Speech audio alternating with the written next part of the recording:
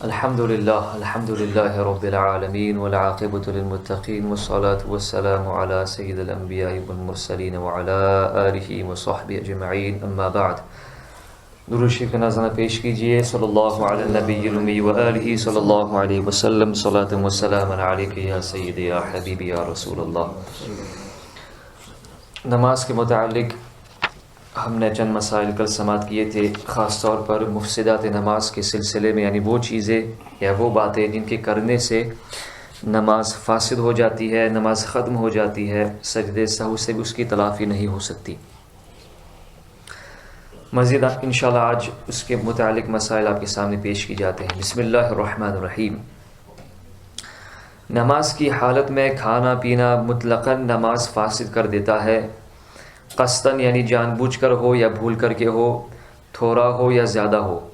یہاں تک کہ اگر ایک تل بھی بغیر چبائے نگل لیا یا کوئی قطرہ، چاہے وہ پانی کا ہی قطرہ ہو، اس کے منہ میں گیا اور اس نے نگل لیا تو نماز فاسد ہو جائے گی.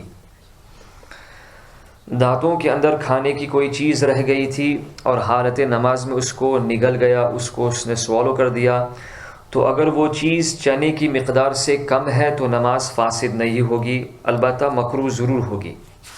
اور اگر چنے کے برابر یا زیادہ ہے وہ چیز جو دانتوں میں اٹکی ہوئی تھی، وہ چیز چنے کے برابر یا اس سے زیادہ ہے تو نماز فاسد ہو جائے گی، نماز کو دوبارہ لوٹانی پڑے گی.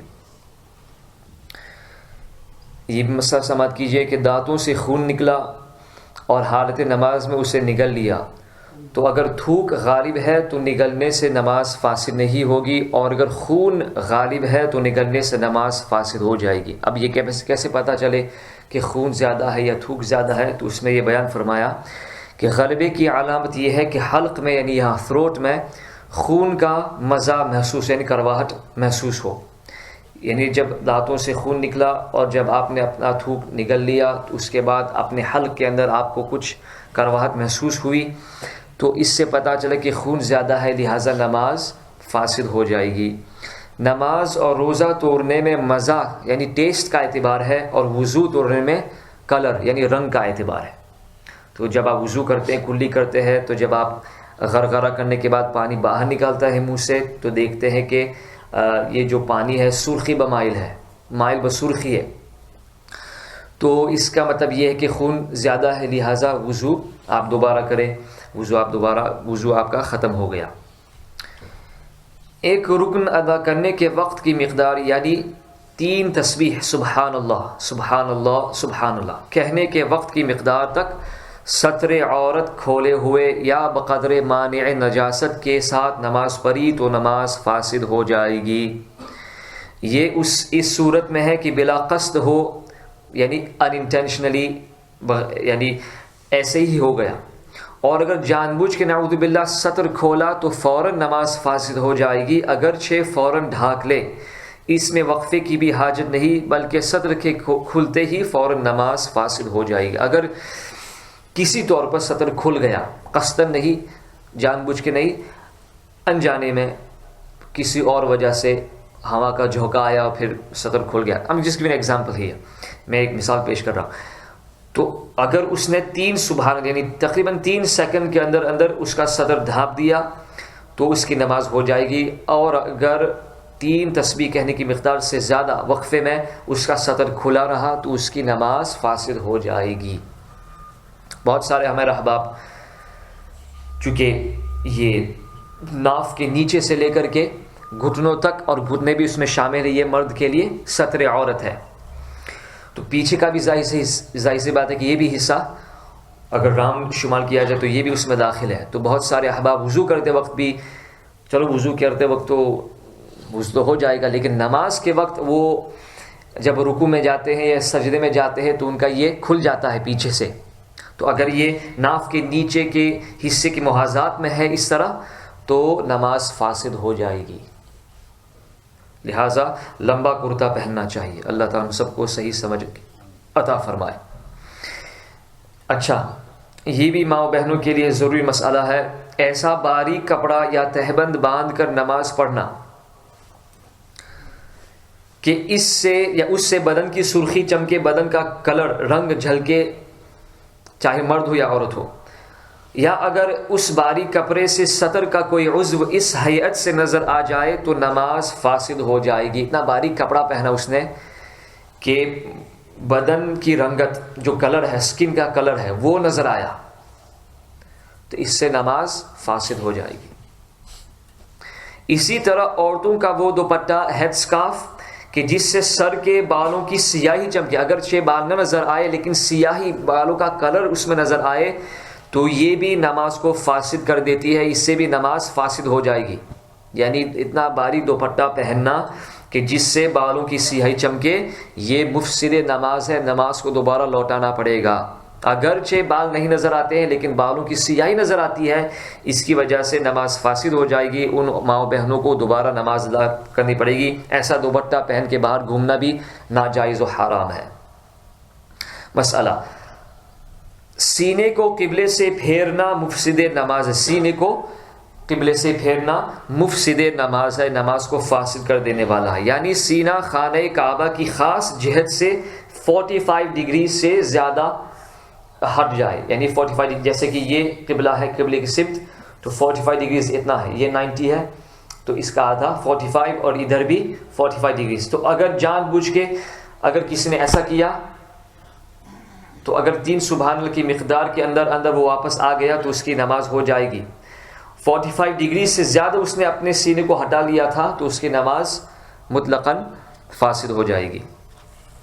مسئلہ ناپاک جگہ پر بغیر حائل، بغیر کسی چیز کے ہوئے سجدہ کیا تو نماز فاسد ہو جائے گی. اسی طرح ہاتھ یا گھٹنے سجدے میں ناپاک جگہ پر رکھے تو نماز فاسد ہو گئی.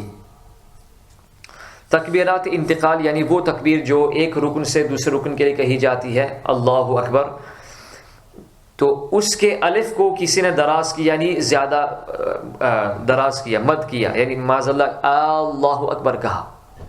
اگر کسی نے اذان کے وقت اللہ اکبر کہا یا تکبیر تحریمہ کے وقت اللہ اکبر کہا تو یہ تکبیر تحریمہ ہوئی نہیں، اس کی نماز فاسد ہو جائے گی. تکبیرات انتقال میں ایسا کہا تو پھر بھی نماز فاسد ہو جائے گی. اللہ اکبر کا مطلب کیا ہوا؟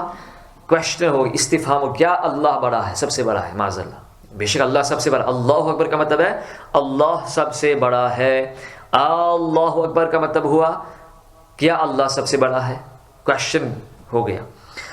یا کسی نے اللہ اکبر کہا یا با کے بعد الف بڑھا یعنی اللہ اکبر کہا، یا اللہ اکبر کو کی را کو دال پڑھا یعنی اکبد، نازل اللہ، تو چونکہ معنی میں فساد لازم آتا ہے تو نماز فاسد ہو جائے گی. اور اگر تکبیر تحریمہ کے وقت ایسی فحش غلطی ہوئی تو نماز شروع ہی نہیں ہوئی. نماز میں قرآن شریف پڑھنے میں ایسی غلطی کرنا کہ جس کی وجہ سے فساد معنی ہو تو نماز فاسد ہو جائے گی. اور ظاہر سی بات ہے اگر کوئی شخص تجوید نہیں سیکھتا ہے، مخارج اور اس کے تلفظ درست نہیں ہے، تو بہت دفعہ ایسا ہوتا ہے کہ قرآن شریف کا کی کوئی سورہ پڑھ رہا ہے، کوئی آیت پڑھ رہا ہے، اور جو معنی اللہ تعالیٰ نے بیان فرمایا ہے، جو اس سے مفہوم نکلتا ہے، اس سے بالکل غلط مفہوم نکلتا ہے، کیونکہ اس نے مخرج صحیح ادا نہیں کیے.